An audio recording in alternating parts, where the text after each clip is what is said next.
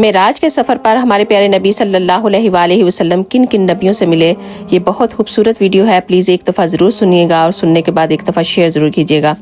جب ہمارے پیارے نبی صلی اللہ علیہ وآلہ وسلم معراج کے سفر کے لیے پہلے آسمان پر پہنچے تو آپ کی ملاقات حضرت آدم علیہ السلام سے ہوئی، اور اس کے بعد جب آپ دوسرے آسمان پر پہنچے تو آپ کی ملاقات حضرت یحییٰ علیہ السلام سے اور حضرت عیسیٰ علیہ السلام سے ہوئی۔ تیسرے آسمان پر آپ حضرت یوسف علیہ السلام سے ملے، جن کو اللہ سبحانہ و تعالیٰ نے خوبصورتی کا ایک بہت بڑا حصہ عطا فرمایا ہے۔